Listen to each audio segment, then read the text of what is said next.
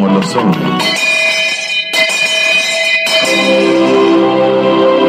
Yéèrè o aráyé ẹ wá gbọ́. Kìrìsìtẹ́nì ìgbàanì ètò kẹkàǹkà tó balẹ̀ gùdẹ̀ bí àwòrán òjò sórí Princess Joxby Radio Jeremiah 6:16 wípé ẹ bèrè ojú ọ̀nà ìgbàanì kí ẹ sì rìn níbẹ̀. Ta ni kìrìsìtẹ́nì ìgbàanì?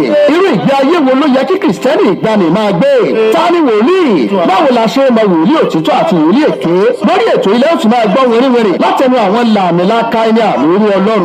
Ọmọ arúgbó ọjọ́ yìí ni Evangelist John Kẹ́hìndé Oyèwọlé ti ìjọ Mercy of Christ Development Ministry tó wà ní number 873 Dulles Avenue, Suite 8, Stafford, Texas 77477. Látọ́kùn ètò Kìrìsìtẹ́nì ìgbàanì on Joxby Radio between 1 and 2 p.m. every Wednesday. For more information, call 346-971-1877. Jesus is Lord.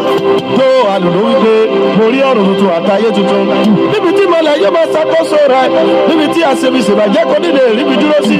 Àwọn ènìyàn oníjìbìtì, àfìrọ́gbowó, onínúbíni, asọ̀tẹ̀, wọ̀nbíà, onírọ́, wòlíì èké, afinirúbọ, àpamọ́lẹ́kúnjayé, àfọ̀rọ̀kẹ́lẹ́ bàtọ́mọ yìí kejì jẹ́.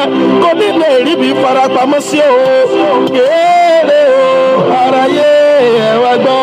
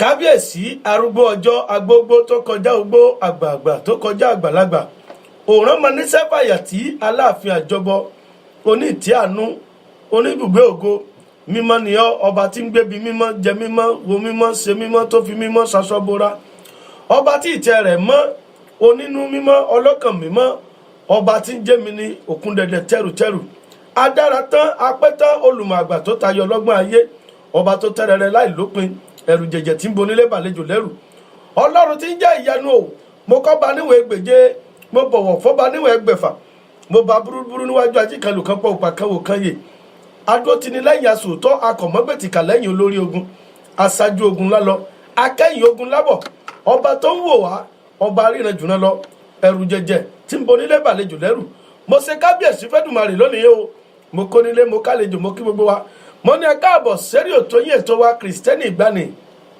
ojú tẹ fi ń rí mi ò ní fọ́ etí tẹ fi ń gbọ́ mi ò ní di ìfẹ́ tẹ́ ẹ ní sí mi ọlọ́run ó mà nífẹ̀ẹ́ jù sí yín jù bẹ́ẹ̀ lọ mo kí gbogbo onílé lálejò ẹ̀yin tí ń gbọ́ wa lórí rédíò àtẹ̀yin tí ń wò wá lórí ẹ̀rọ ayárabíàṣá tí a ń pè ní Facebook gbogbo yín pátá náà ni mo kí mo ní ẹ ṣé tó lónìí ẹ káàbọ̀ sórí ètò tiwa ètò Kìrìsìtẹ́nì ìgbàanì lórí rédíò Joxby Radio tó lónìí èmi nìkan kọ́ ni mo jọ la máa ṣiṣẹ́ lónìí mo lálejò nínú ilé bàbá mi ni wọ́n ìránṣẹ́ Ọlọ́run ni wọ́n olórin ẹ̀mí tún ni wọ́n pẹ̀lú so ọ̀nà méjì la máa kó papọ̀ lónìí ṣùgbọ́n ká tó tẹ̀síwájú lónìí mo máa kọ́ dókè lọ́hùn kí la fẹ́ sọ̀rọ̀ lé lórí lónìí a ti sọ díẹ̀ ní ìjẹ́jọ́ mo sì kí gbogbo wa pé ẹ kú àyájọ́ Valentine o Valentine ò ní fà wá sínú wàhálà o Valentine ò ní fà wá sínú ìdààmú o bẹ́ẹ̀ ni Valentine ò ní fà wá sínú ẹkún gbogbo àwa tá a jáde fún Valentine tó mo gbàdúrà o ọwọ́ Ọlọ́run yóò darapọ̀ mọ́ gbogbo wa pátápátá lórúkọ Jésù náà kí la ń sọ̀rọ̀ lé lórí lónìí gbogbo ẹni tí ń gbọ́ wa lórí rédíò àtẹ̀yìn tí wò wá lórí Facebook ta ni Kristẹni òun náà la fẹ́ sọ̀rọ̀ lé lórí lónìí o ta ló ní Jésù ta ló ní Jésù gan ta ló ní Jésù ta ni Jésù ń gbé nínú rẹ̀ ǹjẹ́ o lè di Kristẹni láì ní Jésù tó o bá wá lé o ní Jésù ó ní nǹkan kan pàtàkì tó o gbọ́dọ̀ ní tó fi mọ̀ pé o ní Jésù nítòótọ́ ta ló ní Jésù òun náà là ń sọ̀rọ̀ lé lórí lónìí ta ló ní Jésù bó o la ṣe fẹ́ mọ̀ pé o ní Jésù ọ̀rọ̀ yìí máa lọ lónìí ṣùgbọ́n kí n tó tẹ̀síwájú kí n tó fi àlejò mi hàn nínú ilé ẹ̀já àdókè lọ́nà náà. ọ̀rọ̀ rere jẹ́ ẹ jẹ́ ká hùwà rere ìwé mímọ́ ló ń bá wa sọ̀rọ̀ ẹ jẹ́ ká gbọ́ ohun tìwé mímọ́ wí ọba Sólómọ́nì ló ń bá wa sọ̀rọ̀ ìjìnlẹ̀ ẹ jẹ́ ká gbọ́ ìrírí ayé ìwé mímọ́ ló ń bá wa sọ̀rọ̀ ẹ jẹ́ ká gbọ́ ohun tìwé mímọ́ wí ọba Sólómọ́nì ló ń bá wa sọ̀rọ̀ ìjìnlẹ̀ ẹ jẹ́ ká gbọ́ ìrírí ayé ìwé oníwàásù wípé ilé ayé asán asán ni mo ní asán láyé jẹ́ máa dógún máa dọ́gbọ́n máa ralẹ̀ máa kọ́lé sí máa dógún máa dọ́gbọ́n máa ralẹ̀ máa kọ́lé sí èyí tó kù ta lè sọ wípé a ó ṣe láyé yìí o ṣe bólúwa ló lè fàṣẹ sí. tó ilé ayé ayé aṣọ ayé òmúlẹ̀ mọ́fo àlejò la jẹ́ níbẹ̀ ṣẹ́bọ́jọ́ kan làtẹ̀mí àtirẹ́ là ó fayé lẹ̀ ẹ káàbọ̀ sórí ètò tòní Kristẹni ìgbàanì lòtò náà Kristẹni ìgbàanì àkọlé ọ̀rọ̀ wa lónìí ta ló ní Jésù ta ló ní Jésù ẹ káàbọ̀ sínú ilé bàbá wa nínú Olúwa. ẹ kú lé o àlàáfíà Ọlọ́run kó máa bá gbóyin gbé. àmín ẹ ṣé gan ẹ jọ̀ọ́ bá mi dárúkọ yín fún àwọn aráalé. bàbá mímọ́ Ọlọ́run àgbáyé aṣíwájú ogun alọ̀dẹ̀dẹ̀ ọ̀rọ̀ afúnimásírègún aláàfin àjọbọ kábíyèsí o onítẹ̀ àánú kábíyèsí oníbùgbé ògo kábíyèsí alágbádá iná bẹ́ẹ̀ni aláwọ̀ tẹ́lẹ̀ oòrùn bẹ́ẹ̀ni ẹni àwòrí tí ń wò wá ẹni àrí tí wò wá olórí aríran kábíyèsí o ọ̀gbágbántirigbá ọ̀gbàgbàntirigbá bẹ́ẹ̀ni ọ̀gbàgbà tí ń gbẹ lẹ́sẹ̀ oh yes ọba aláyé lọ́run bẹ́ẹ̀ni o ọba lòkè nílẹ̀ tí ń bá ní máa kìlọ̀ kọ́kọ́ fẹ́ máa júwe bàbá mi ná torí pé abẹ́ orúkọ yẹn lèmi ra farapamọ́ sí Kúnlé ọmọ Aláàfin ọ̀run gbogbo èèyàn ń pè mí. tó bẹ́ẹ̀ ni ẹ ti rí bí bàbá wa ṣe àpèjúwe ara wọn kò nílò kí n ṣe máa sọ pé irú èèyàn báyìí náà jẹ́ gbogbo wa ti mọ̀ nínú ilé pé ẹ ti rí àmì olórin lára wọn ṣe ti rí àmì olórin lára wọn àmì olórin ni wọ́n olórin ẹ̀mí ni wọ́n bẹ́ẹ̀ sì ni ìránṣẹ́ Ọlọ́run alààyè ni wọ́n láti ìjọ Redeemed Christian Church of God Restoration Parish Orísun Agbára tó wà ní bísọ́dẹ̀tì níbí ní Houston Texas. Fountain of Power English stroke Yorùbá. so ẹ ti rí i pé ìránṣẹ́ Ọlọ́run ni wọ́n bẹ́ẹ̀ olórin ẹ̀mí náà ni wọ́n ẹ káàbọ̀ bàbá wa ní Olúwa a mọ̀ rí yín bá ẹ̀yin náà àwa ló sì mọ̀ rí yín pè. ẹ ṣé. tó lónìí ètò wa lónìí jẹ́ ta ló ní Jésù tí n bá béèrè lọ́wọ́ yín sà pé ta ló ní Jésù kí lẹ ṣe fẹ́ ṣàpèjúwe fáwọn ará ṣé mi. ta ló ní Jésù ni àbí ta ló ní Jésù? ta ló ní Jésù. Ta ló ní Jésù? bẹ́ẹ̀ ni.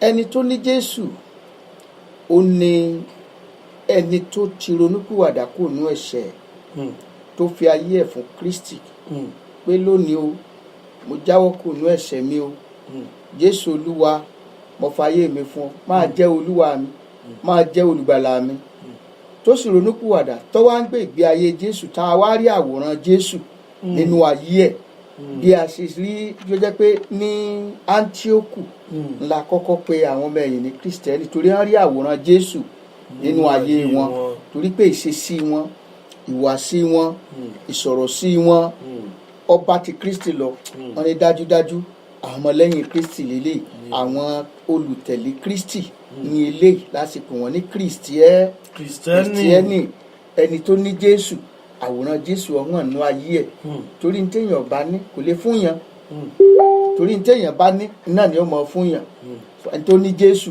ní tá a fi dá mọ̀ nù Jésù sọ ó ní nípa èso wọn ńlá ó fi mọ̀ wọ́n ó ṣe rí nù.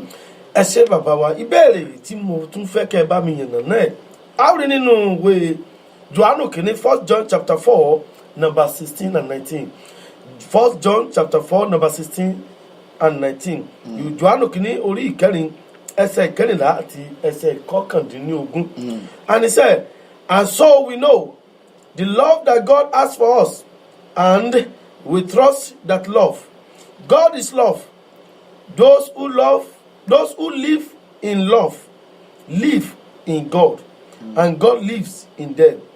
We love because God loves us first. And the book of John chapter 15 also we pay, I love you as the Father loved me. Now remain in my love.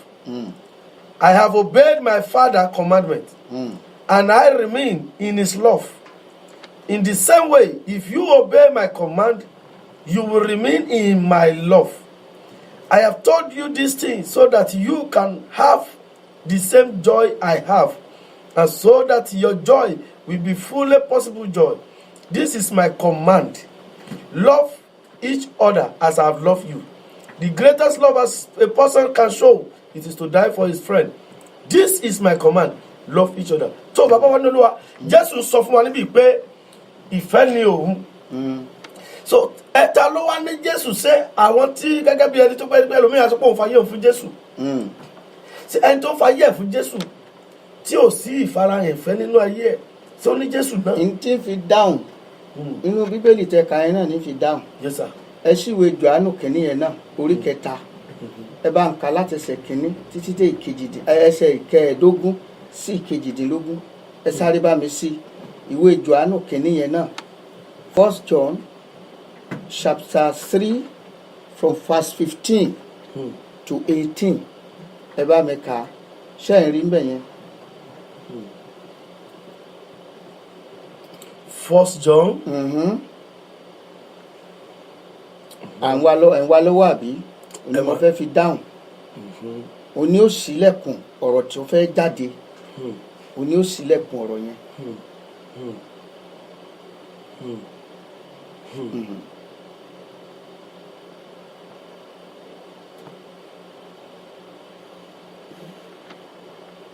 onílera máa lọ lábẹ́lẹ̀ díẹ̀díẹ̀. 1 John chapter 3 from verse 15.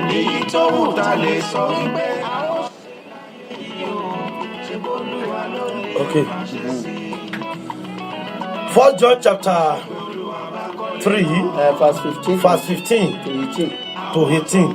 Whoever hates his brother is a murderer. ẹnikẹ́ni tó bá kórìíra arákùnrin rẹ̀ apànìyàn ni. And you know that no murderer has eternal life abiding in him. ẹ sì mọ̀ wípé kò sí ẹni tí ó jẹ́ apànìyàn kan tí ó dé ìjọba ọ̀run. By this we know love.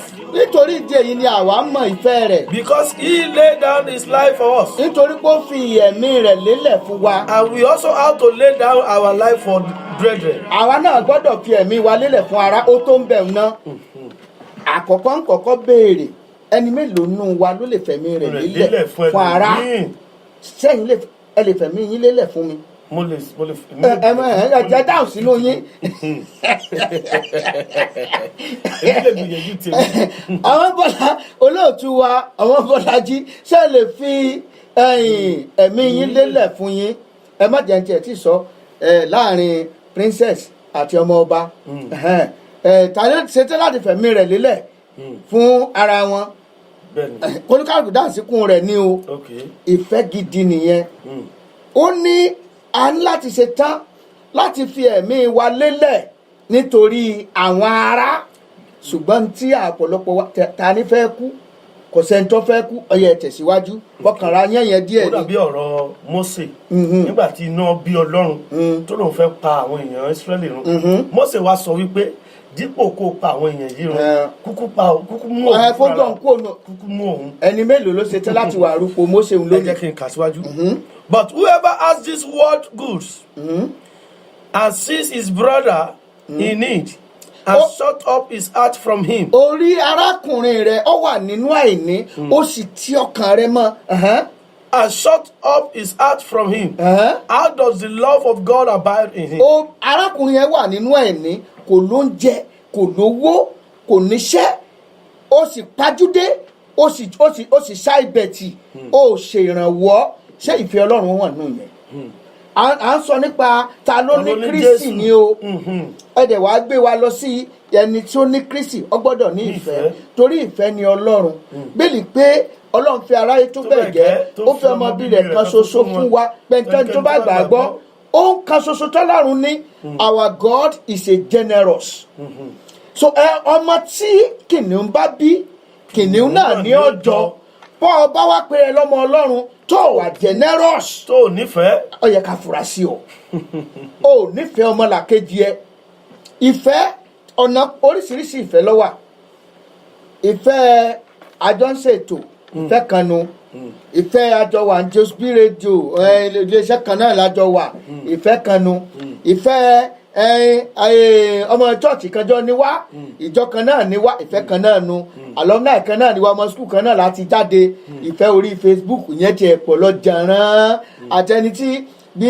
ààrẹ orílẹ̀-èdè ń sìn bóyá o kílìkì á ní ọ̀rẹ́ mi lórí Facebook ni a máa sọ̀rọ̀ bí ẹni pé wọ́n mọra dáadáa ṣùgbọ́n ìfẹ́ kan wà tó ju gbogbo ìfẹ́ yẹn lọ Hebrew word ni wọ́n fi kọ́ wọ́n pè ní agape love ìfẹ́ tó lè fi ẹ̀mí rẹ̀ lélẹ̀ ok bí tí a rí ìfẹ́ kífẹ́ tó bá wà tí ó bá ti sí ìfẹ́ agape love yẹn níbẹ̀ ìfẹ́ ẹ̀tàn ni bí ọkọ àtìyàwó jọ wà nú ilé tẹ̀sí pera yín ní olùtẹ̀lé ẹni Kristi láyé yín ọ̀fẹ́ ìyàwó rẹ̀ ò lè wo kọ́ọ̀lù rẹ̀ kò lè wo fóònù ẹ̀ ọkọ rẹ̀ ò lè wo fóònù ẹ̀ kálukú ló kóòdì ẹ̀ kálukú kóòdì ẹ̀ ní irú Amẹ́ríkà ń bí kéèyàn ló ń fẹ́ gba kọ́sẹ̀ jáde láti ibi tá a wà yìí kọ́sẹ̀ gba Bisonet Junction lọ kó lóun ń wá nẹ́tíwọ̀kì kiri ẹ̀ló kí ló wá ṣe fóònù yìí àyè tí ẹ̀tàn bá ti wà Kristi ò kì í sí bẹ́ẹ̀ ibi tí ò bá ti sí ìfẹ́ ibi tí ò bá ti sí ìfẹ́ kò lè sí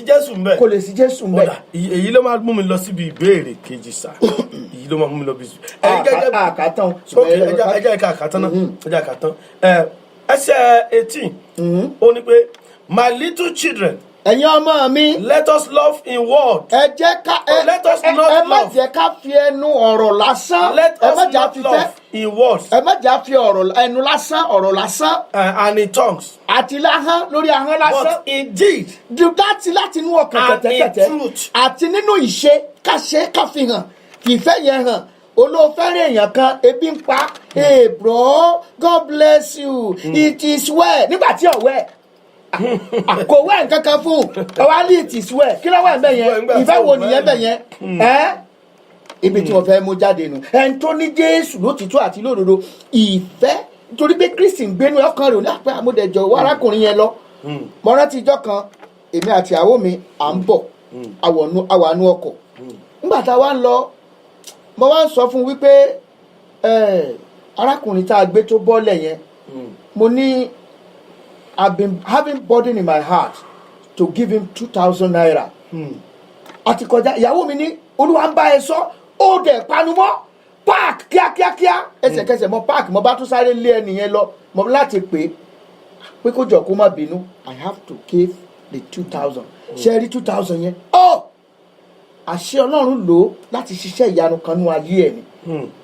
Ìgbà tí arákùnrin yẹn sọ fún ọ òun níṣòro òun ṣe kínní òótọ́ gbàdúrà fún owó yẹn dẹ̀ ń bẹ lápò ẹ o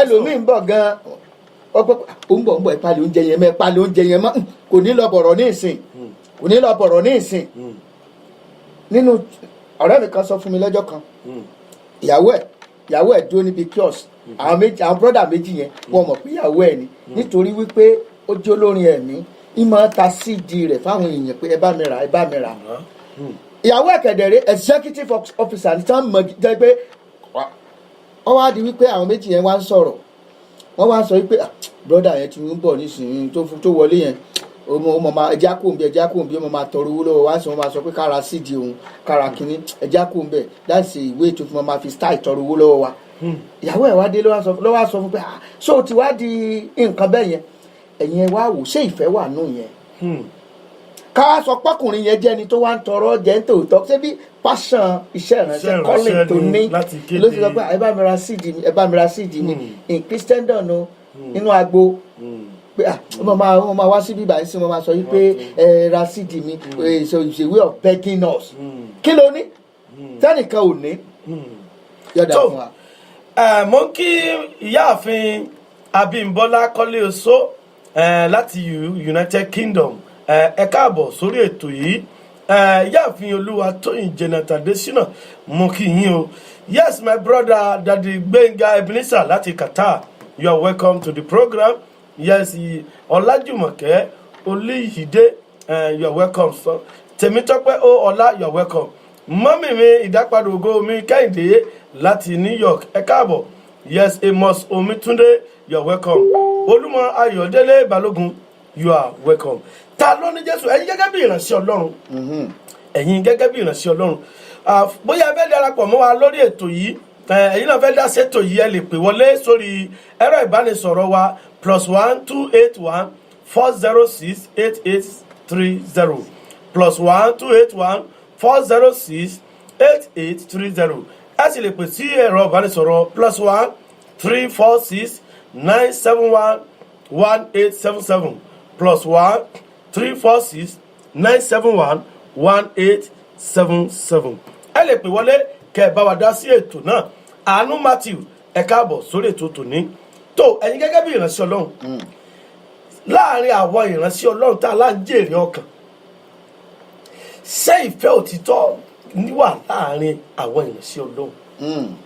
Ìrírí yín nínú iṣẹ́ ìránṣẹ́ láti ìgbà tẹ́ ti bẹ̀rẹ̀ kẹ́ tó wọnú iṣẹ́ ìránṣẹ́, ó dá mi lójú pé ẹ ti súnmọ́ àwọn bàbá látijọ́, àti ìgbà tẹ́yìn náà wọnú iṣẹ́ ìránṣẹ́ sí òde òní, kí ni àwọn ìfihàn tẹ́ ẹ lè jẹ́ ó fi là wá lóye tí ìfẹ́ yẹn tó sì wà nínú ìjọ lónìí láàrin àkókò ẹja sọ pé láàrin àwọn ìránṣẹ́ Ọlọ́run, ǹjẹ́ ìfẹ́ sì wà bíi tàtijọ́? ṣé a lè sọ pé Jésù sì wà? Torí gẹ́gẹ́ bí ibi tá a lò yìí láàkà yìí, ó fi hàn wá pé láìsí ìfẹ́ a lè sọ pé a ní Jésù. Nígbà tí Jésù fi ìfẹ́ hàn gẹ́gẹ́ bí ọmọ sí bàbá rẹ̀, àwa náà gbọ́dọ̀ jẹ́ bàbá wa Jésù. So láti ní Jésù a gbọ́dọ̀ ní ìfẹ́. So gẹ́gẹ́ bí ẹ̀yin, kí ni ìrírí yín lórí ọ? Mo kéwì kan ní mo rìlíìsì àwọn yẹn jáde 1991, mo pè ní Aṣẹ́gun 91, mo fi second side ẹ̀ mo fi ṣe ìpadà sẹ́yìn onígbàgbọ́. Nígbà tí mo fẹ́ compose ewì yẹn, orí òkè ni mo wà nínú ààwẹ̀ ọlọ́jọ́ mẹ́ta tí mo ti ń compose ẹ̀. Àwọn yẹn jáde, ọ̀pọ̀lọpọ̀ tó wà ńbẹ̀ náà ni o pé ìpadà sẹ́yìn onígbàgbọ́, ìpadà sẹ́yìn onígbàgbọ́. Mo wá pàkíyèsí àwa Kìrìsìtẹ́nì, ọ̀rọ̀ tí mo sọ ń gbà yẹn ọ̀tá bá CAN, ọ̀tá bá PFM, ọ̀tá bá gbogbo onígbàgbọ́ pátápátá. Ọ̀pọ̀lọpọ̀ tiẹ̀ torí àwo yẹn wọ́n sọ mí dọ̀tá. Wọ́n rò pé bọ́yá àbí mo ń tako ìrere ni. Ṣùgbọ́n òtítọ́ gbà tá bá bára wa sọ ń gbà mí. Mo nígbà tí wọ́n bẹ̀rẹ̀ sí ní jó àwọn churches ní Kaduna gbà ìjà kan ṣẹlẹ̀ kógun Boko Haram tó dé rárá. Mo ní wọn mọ̀ lébẹ̀lì ẹ̀ pé orúkọ ọjọ́ kan leléyìí, White Garment leléyìí, Deeper leléyìí, Redeem leléyìí, Apostolic leléyìí, gbogbo ìjọ tó bá ti ń jórúkọ mọ́ Kristi lára ò ní wọ́n ń dáná sun ni wọ́n ń dáná sun. mo ní kálukú àti wá sọ tèmi ni ti Paul tìrẹ làpólò ìjọ mi ó wà nú ewu yẹn bẹ́ẹ̀ ìjọ mi ni kó wá ń pariwo tí ò bá ti ń ṣèjọ mi kọ̀ọ̀kan mi ntí ìbá máa ṣẹlẹ̀ sí gbá tí ìbá ti ṣèjọ tèmi kò sí tọkàn mi ń bẹ̀ ṣé àwa kan gbogbo wa báyìí ní ìsìn ọ̀rọ̀ tá a sọ ń gbà yẹn ṣé kò ṣẹlẹ̀ báyìí ibi tí mo wá sọ ọ̀rọ̀ kan mo sọ gbólóhùn kan mo ní àwọn àpọ́stólì ńgbà tí wọ́n wà ń gbà yẹn gbogbo wọ́n ń dáwó pọ̀ sínú àpò kan ṣoṣo wọ́n ń pawó pọ̀ wọ́n ń kó ohun ìní wọn sínú àpò kan ṣoṣo bọ̀ wá ṣàlàyé wípé ẹjẹ́ ṣèdánwò fúnra wa gbogbo òjò tó wà pátápátá ẹjẹ́ àjọ máa pawó sínú àpò kan ṣoṣo káti ẹ̀ ṣe fójú oṣù méjì péré káwo nǹkan tí ó ṣẹlẹ̀ káda gbogbo owó pọ̀ ntọ́wà àtijọ́ yín àkáǹtì kan ṣoṣo bí lágbájá bá nílò owó ẹ fẹ́ ralẹ̀ fún chọ́ọ̀chì ẹ̀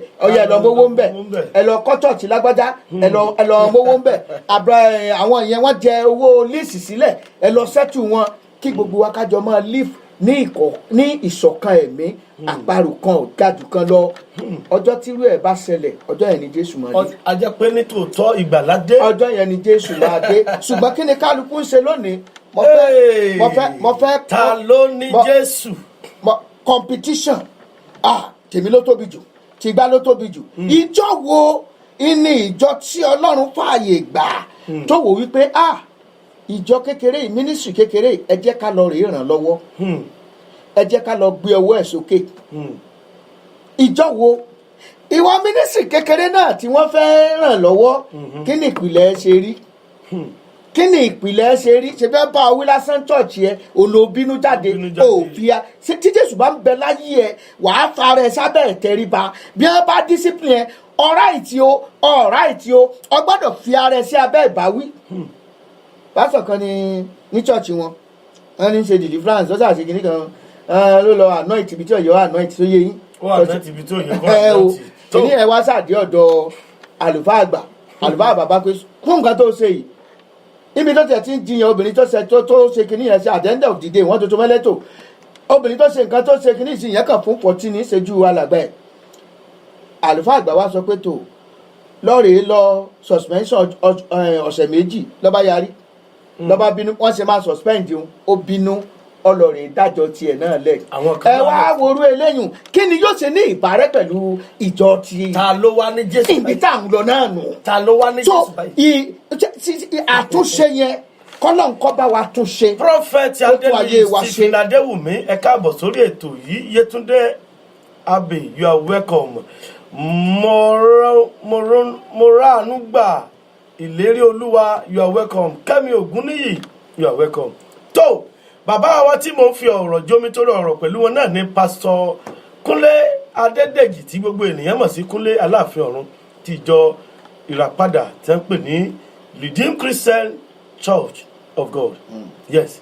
tó ta ló ní Jésù báyìí o nínú àlàyé bàbá wa ẹ ti rí i ta ló ní Jésù ìpìlẹ̀ ọ̀pọ̀lọpọ̀ àwọn àránṣẹ́ Ọlọ́run gan àti ní ìgbàlà Jésù ta ló ní Jésù púpọ̀ nínú àwa tá ń kéde Jésù abálájọ bàbá wa Jésù ní pé ọ̀pọ̀lọpọ̀ ló wọ́n sọ fún pé ẹ kúrò lẹ́yìn mi èmi kò mọ̀ yín rí ẹ̀yin oníṣẹ́ ẹ̀ṣẹ̀ torí pé ọ̀pọ̀lọpọ̀ tó ló ń fa yẹ̀ fún Jésù gan kí ni Jésù tó ní irú Jésù wo ló ní ṣé Jésù tó ní ìfẹ́ ni àbí Jésù tí ò ní ìfẹ́.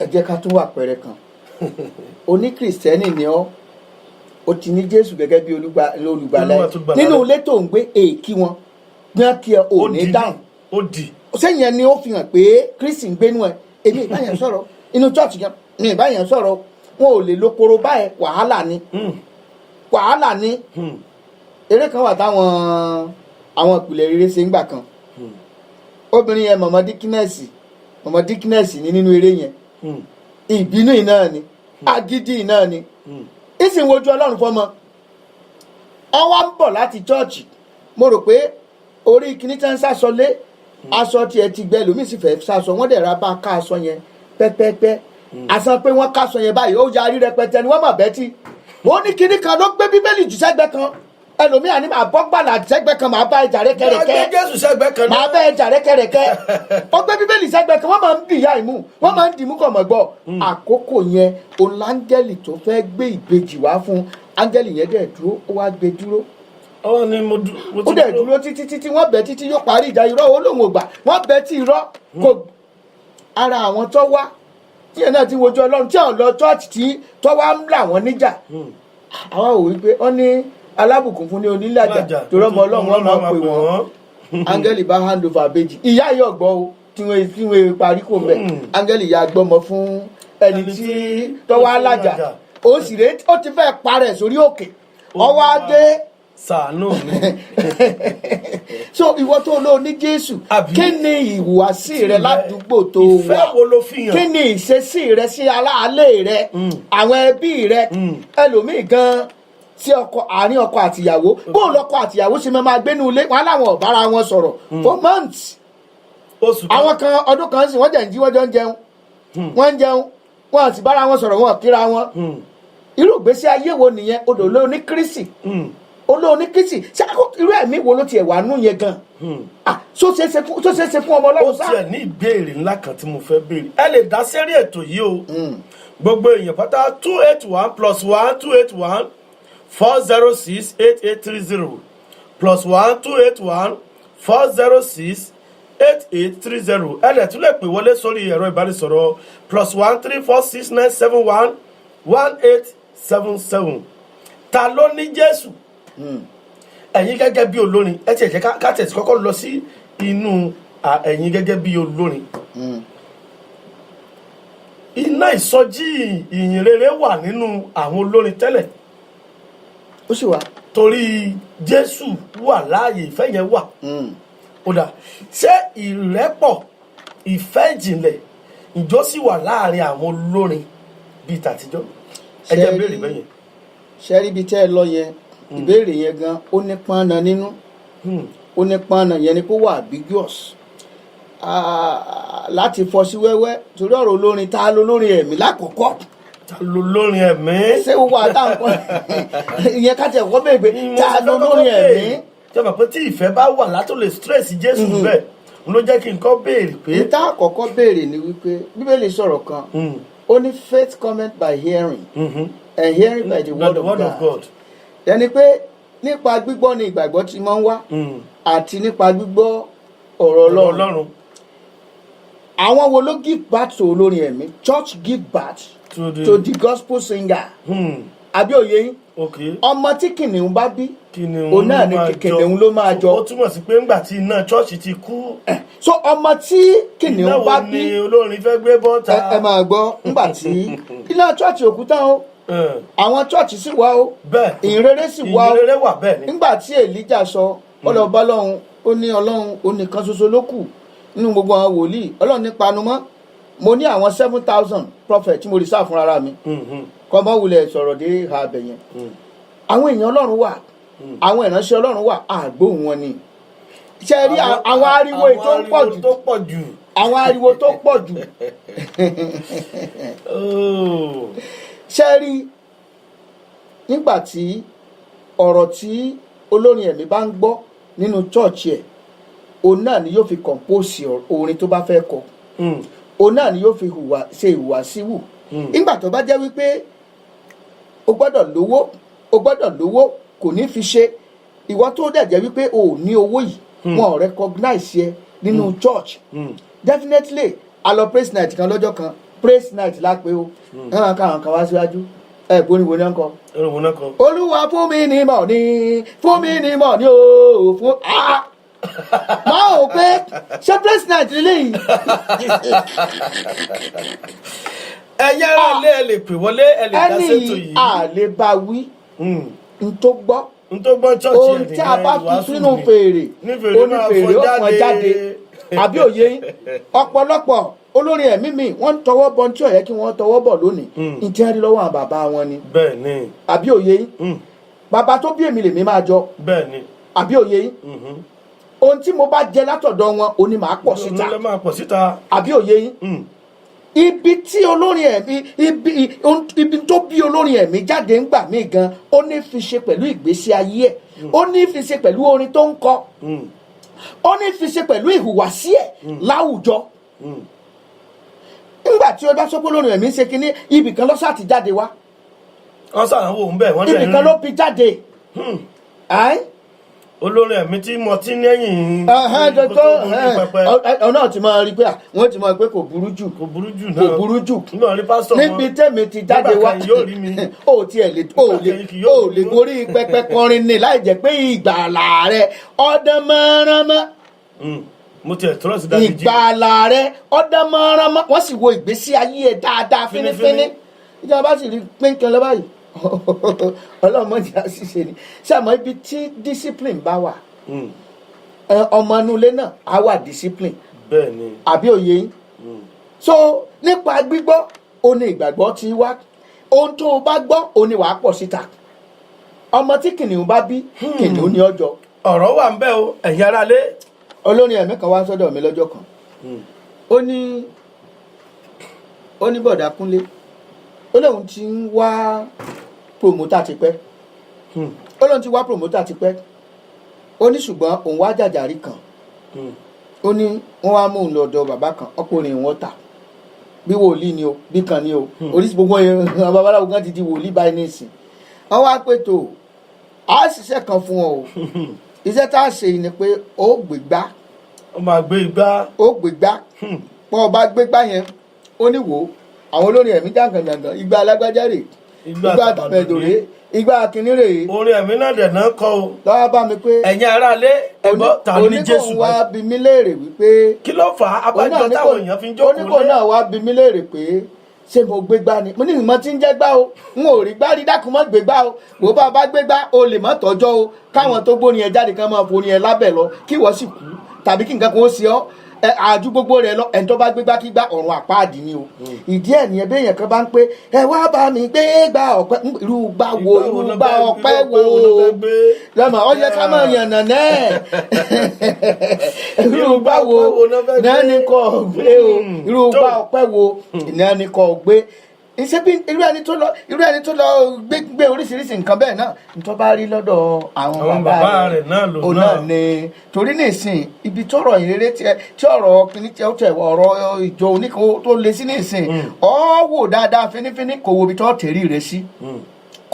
tẹ̀rí rẹ̀ sí ọlọ́run ṣàánú fún wa o bíbélì sì ni a wàásù rere káàkiri gbogbo àgbáyé èṣù mọ̀ fi kíní ìdojúkọ ìjọ láti fi tako ìrere ni láti fi tako ìrere àwa ò sì ní gbà. àwa gò fi ìfẹ́ hàn sáwọn olórin nínú ìjọ gan. ibẹ̀ ló tún lọ. àwọn olórin nínú ìjọ àfitán lọ sọ́dọ̀ ẹlẹ́sìn kejì tó wá sponsor lọ. mo forúkọ bo bàbá kan olórin ẹ̀mí ni ó ti jinlẹ̀ dáadáa nú orin wọ́n lọ kọrin bìkanjọ́ kan lára àwọn ọmọ tó train wọ́n yìn báàtì yẹn náà ó sì ṣiṣẹ́ ìránṣẹ́ bàbá yìí sì ṣiṣẹ́ ìránṣẹ́ tọkàntọkàn ṣùgbọ́n kàdà ló gbé lọ nígbà wàá parí iṣẹ́ ìránṣẹ́ wọ́n wá ń sìn wọ́n jáde nígbà dé ìta wọ́n rí pé bàbá ò gbọ́kọ̀ wá àwọn wá sọ pé dáàdi ẹjẹ́ ń gbé ń dání wọ́n lọ sídìí ọkọ̀ kínní ẹ̀mọ̀ pé lẹ́sẹ̀kẹsẹ̀ wọ́n pààrọ̀ ọ̀nà orí ọ̀hún.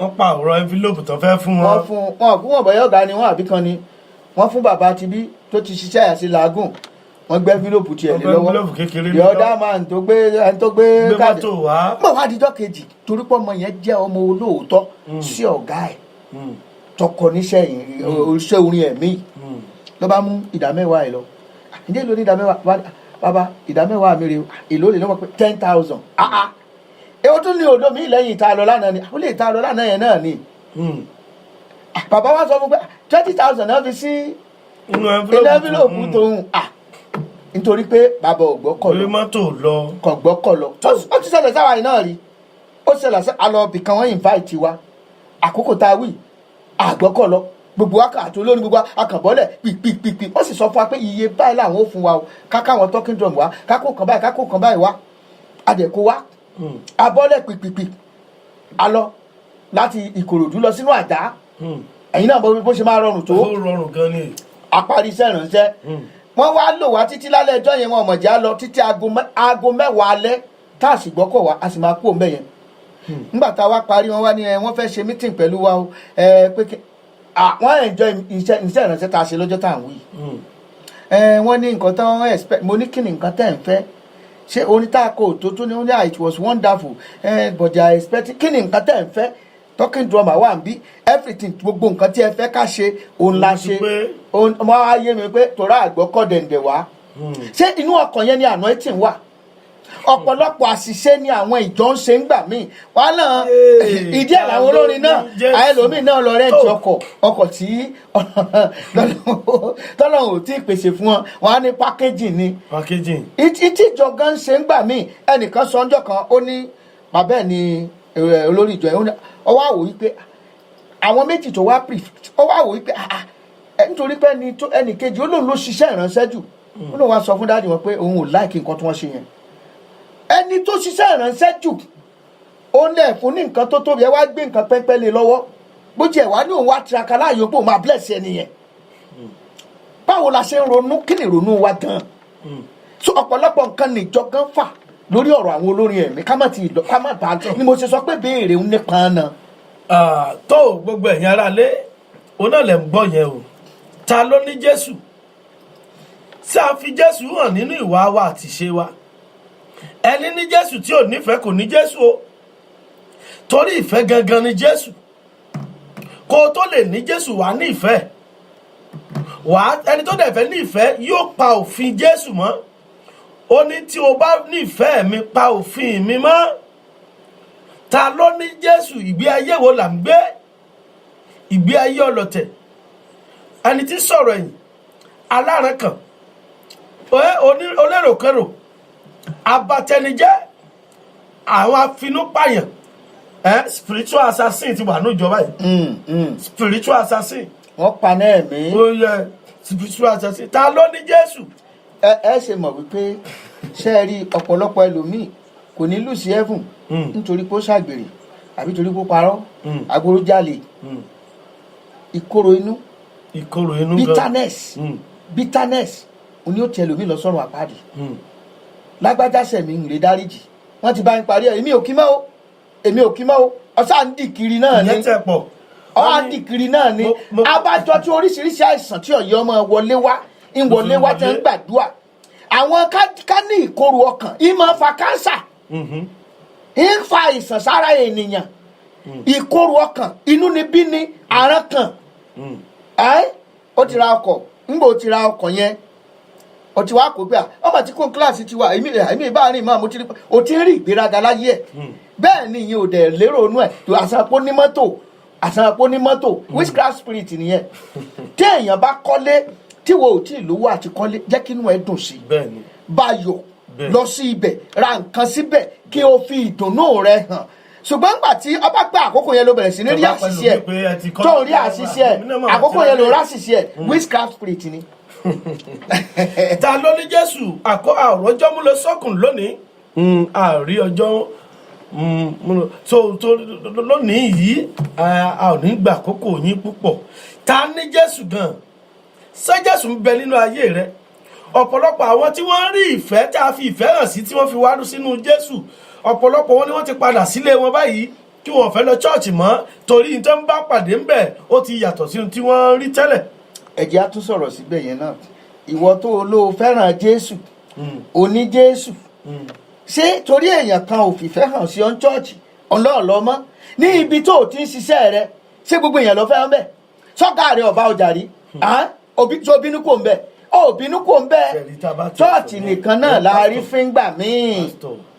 ṣẹ̀rí ìfẹ́ tá a fi hàn yìí Jésù tá a fi hàn yìí. gbogbo alọ́ba wí ìkọ̀sẹ́ tí ọ̀bá wí àtẹ̀ntó sókò mọ̀ lọ́jọ́ ìṣìmọ́ àtẹ̀ntó fa tó sókò gbà. ló bá wí ṣùgbọ́n ká tó lọ lónìí torí àròjọ mú lọ sókun àbí báwo làwọn Yorùbá ṣe ń pè é tó ẹ jẹ́ kí n kọ́kọ́ dókè lọ́hùn ká tó dágbére torí àkókò tí wọ́n ti ń lọ ẹ jẹ́ àdókè lọ́hùn náà. ìrìnàjò kúkúrú ni ẹ má fi bẹ́ẹ̀ wá ayérayé ọlọ́mọ jẹ́.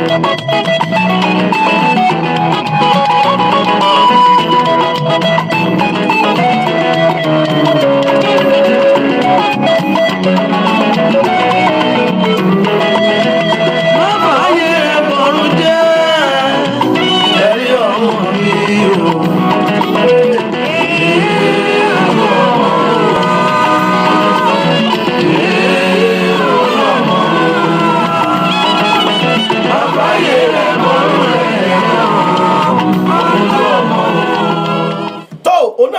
látẹnu bàbá wa yẹ wá yẹn má fàyè rẹ bọ̀rùn rẹ jẹ́ o tó o bá lò ní Jésù nítòótọ́ fi hàn nínú ìwà àti ìṣe rẹ ẹ má sọ̀rọ̀ tẹ ẹ má sọ̀rọ̀ ẹ̀yìn ẹ má jà bara wa jẹ́ mọ́ ẹ jẹ́ agbógun ti ọ̀run àpáàdì ẹni tó bá ti ń sọ̀rọ̀ tó ń tú àṣírí àwọn wòlíì èké onírọ́ ẹ ti sọ wọ́n di ìránṣẹ́ èṣù ẹni wọ́n ń gbógun tàwọn ìránṣẹ́ Ọlọ́run ni. Ibo la yé ń lọ lónìí ta ló ní Jésù ìbéèrè ńlá nìyí o. Jésù ní pé tí èmi bá padà dé ṣé èmi yóò bá ìgbàgbọ́ láyé. Ta ló ní Jésù? Ìgbé ayé wo lò ń gbé? Ìgbé ayé wo lèmi náà ń gbé? Ìwà àti ìṣe wo ni wọ́n ń rí nínú ayé mi àti rẹ? Tó o bá ní Jésù wàá wùwà ọmọlúàbí nínú Jésù èyàn ò ní máa wùwà ọmọ àlè Jésù. Mo sọ̀rọ̀ kan lórí afẹ́fẹ́ lánàá mo ní ojúlówó ọmọ àtọmọ àlè. Ojúlówó ọmọ ò nínú òun fẹ́ lójú ti bàbá oníta. Gbogbo tí Jésù ń ṣe nígbà tó wà láyé ó ní ohun tí bàbá mi ṣe lèmi ṣe. Ó ní kí a lè fi ògo Ọlọ́run hàn láti ara ọmọ, kí a lè fi ògo bàbá hàn láti ara ọmọ. Ó ń ṣe é fún ògo Ọlọ́run ṣùgbọ́n ògo ara wa là ń ṣe lónìí. Ta ló ní Jésù? Ọ̀pọ̀ àwa ìránṣẹ́ Ọlọ́run tá a dá chọ́ọ̀chì ilẹ̀ kí ni ìpìlẹ̀ chọ́ọ̀chì wa gan? Sáà ní Jésù ń gẹ́gẹ́ àtó lọ dá chọ́ọ̀chì ilẹ̀ ṣèbí aláwo ti ń dá chọ́ọ̀chì ilẹ̀ báyìí. Bí ọ̀rọ̀ bàbá wa ní Olúwa lẹ́kan àwọn ọmọ aláwo gan ti ń di wòlíì. Àwọn alágbára òkùnkùn ti jáde láti inú omi wọ́n ti wá dá ìjọ lẹ̀ báyìí. Kí ni ìyàtọ̀ tá a fi ń dá wa mọ̀ pé a ní Jésù? Irú Jésù wo ló gbé nínú tiẹ̀? Jésù tí ò ní o mọ́ parọ́, Jésù tí ò ní o mọ́ sọ̀rọ̀ ẹ̀yìn. Bàbá wa sọ̀rọ̀ kan lẹ́kan wọ́n ní ọ̀pọ̀lọpọ̀ ẹlòmíì tán bá ti bá wọn parí ìjà wọn ní àwọn àti ẹnìkan ní misunderstanding. A ní no a ti parí ìjà yẹn but kólúkálukú wà láyé ara ẹ̀. I just want everybody to be on his own. I don't need anybody. Oh tó o ní Jésù sá ṣé Jésù ń gbé nínú rẹ? Ṣé Jésù ń bẹ nínú rẹ? Sódà olójú pé Jésù ló ní àbí ìgbéraga ọkàn? Ta ló ní Jésù? Tó mi ò ní dára alágara lónìí. Bàbá wa nínú Olúwa ẹ bá mi sọ̀rọ̀ ìyànjú fún àpárá àlékè tó máa lọ. Ọ̀rọ̀ kan ṣoṣo tí ń sọ fún gbogbo onígbàgbọ́ ni wípé so fẹ́ dọ́run ọ̀fẹ́ gbadé yè níkẹyìn ayé ìyásán ni o. Gbogbo ń tà ń lépa owó nǹkan tí ọjà nífẹ̀ẹ́ tọ́jà gbé Jésù tì sẹ́gbẹ́ kan yóò kọjá lọ àti ògo rẹ̀. Bíbélì sọ ó ní ayé àti bí ooru gbígbóná di yíyọ́. Jésù nìkan náà la lè ní o ká sì máa wò ó gẹ́gẹ́ bí aláṣẹ pé ìgbàgbọ́ wa nígbà gbogbo. Àmọ̀ràn mi nù. Ẹ ṣé bàbá wa. Tó kí n tó dágbére lónìí ta ló ní Jésù? Ṣé Jésù ń bẹ nínú rẹ? Ṣé Jésù ń gbé nínú rẹ? Ṣé Jésù ń bẹ nínú ayé rẹ?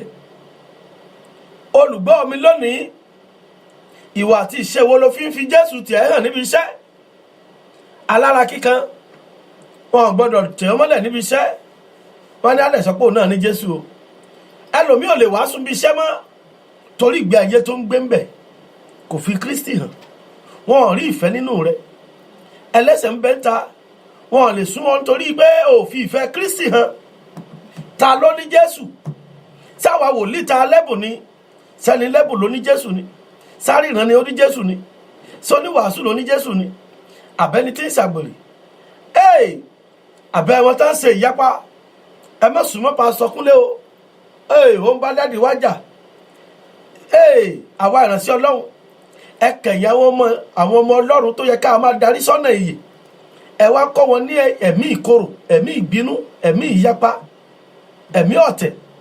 Nítorí kíni? Nítorí ohun tá a fẹ́ jẹ, a fẹ́ gbàgbé ohun tá a jẹ́. Sí Olúwa ṣé ìránṣẹ́ Olúwa ni wá ni? Ṣé Olúwa là ń ṣe ni àbí sí Olúwa? Ṣé Olúwa là ń ṣe àbí sí Olúwa ohun tá a jẹ, ohun tá a fẹ́ jẹ? Ta ló ní Jésù? Èyí ni àmọ̀ràn tèmi o. Ẹ̀já wá Jésù rí kí iná ìmí mímọ́ àti iná ìsọjí ìgbà kẹyìn kó tó padà sórí pẹpẹ. Ẹ̀já wá Kristi rí àti lé ọ̀pọ̀lọpọ̀ dànù nínú ìgbàlà. Ta ló ní Jésù? Ẹ̀mí ìkíyèsára ò sí nínú ìjọ mọ́. mo rántí eré kan tí àwọn ọmọ Zion ṣe àyà matanga ní kété tí àwọn agbára òkùnkùn fẹ́ràn aṣojú jáde láti inú ìsàlẹ̀ omi ni àwọn ọmọ Ọlọ́run ti rí náà rí àwọn kan ti so ọwọ́ pọ̀ wọ́n ti ń fàdúrà jagun nínú ẹ̀mí mímọ́ ǹjẹ́ irú Jésù bẹ́ẹ̀ sì wà nínú ayé ọ̀pọ̀lọpọ̀ lónìí tí pásọ̀ gan bá fẹ́ ṣubú ọmọ ìjọ sínú ẹ̀mí débi tó rí béèrè ńlá débi tí ó lè fàdúrà jagun fún tọmọ ìjọ bá fẹ́ ṣubú pásọ̀ gan ò sínú ẹ̀mí débi tí ó rí pọ́mọ ìjọ ti rìnrìn tí ò yẹ ẹni tó ṣubú sáà tiẹ̀ gbé dìde ẹni tó ṣubú gan ìdùnnú wáyé Ọlọ́run mú ẹni tó yẹ ká sunkún lé lórí pé Olúwa dá padà sínú ìgbàgbọ́ á ní kí ni ó ti ná mi.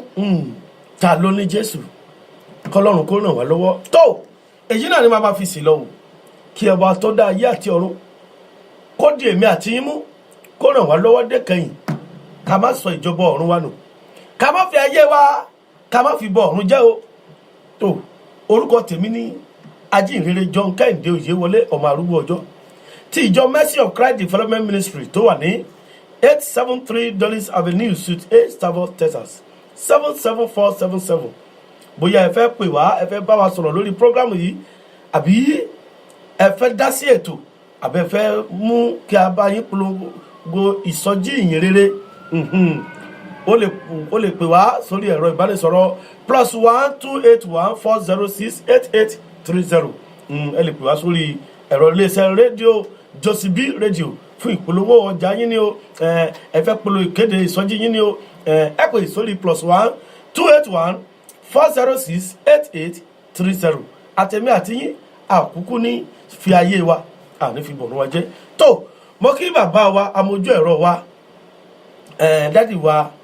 dádì Àfọlábí Bọ́lájí mo kí wọn pé ẹ kú iṣẹ́ wa látàárọ̀ bẹ́ẹ̀ ni mo kí àǹtí mi pàtàkì mẹ̀síà sísà àwọn náà wà nínú ilé lónìí tó bá di jọ́ mẹ́jọ ojú àwa mẹ́tẹ̀ẹ̀ta báyìí kedere náà ní gbogbo yín ó rí inú ilé ojú àwa mẹ́tẹ̀ẹ̀ta lágbára Ọlọ́run ojú àwa mẹ́tẹ̀ẹ̀ta lẹ máa rí lágbára Ọlọ́run mo mọ̀ wípé Ọlọ́run máa iléeṣẹ́ ìránṣẹ́ yìí ó ń gbòòrò sí ni ó ń fẹ̀ sí ni yóò sì mọ fẹ̀ sí náà ni pẹ̀lú àṣẹ Lédùmarè bẹ́ẹ̀ ni Sister Janet Adésínà mo kí yín mo kí ìyáàfin wa mo fẹ́ fún wọn lórúkọ kan lónìí mo mọ̀ pé Ọlọ́run náà máa fàyè gbà wá torí dádì náà wà àbí mo fẹ́ fún wọn lórúkọ kan lọ́ọ̀lọ̀ of Josibi wà lọ́ọ̀lọ̀ tí àwọn kọ́tà bá lọ sílẹ̀ Ìgbò wọ́n sọ pé lọ́ọ̀lọ̀ ẹ̀kọ́ lórí ọba ló jẹ́ báwọn lọ́ọ̀lọ̀ of bóyá ká sọ pé lọ́ọ̀lọ̀ of Àfọlábí wà.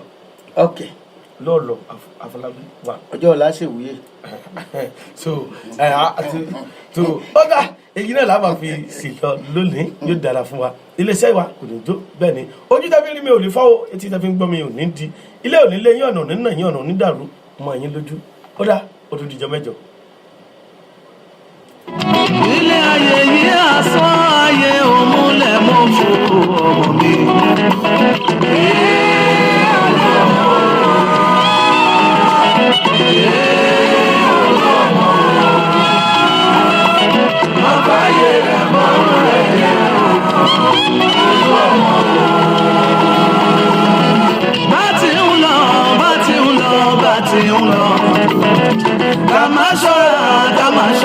Ká máa ṣọ́ra ilé ayé ilé asán ọjà láyé ká má torí ògo ayé sọ ẹ̀mí wa lò òun ayé abáyé lọ ọjà láyé ẹ̀mí ta ló kì í ṣe tiwa ká máa ṣọ́ra olè ṣọ́ra olè ṣọ́ra bíṣọ̀ ṣọ́ra akọni ṣọ́ra. Vanity, oh vanity, oh vanity, gbogbo lálá tènìyàn ń ṣe. Vanity, oh vanity, oh vanity, gbogbo lálá tènìyàn ń ṣe. Ẹ̀dá ayé wo ń kókó máyé, wọ́n ti gbàgbé pé asán láyé.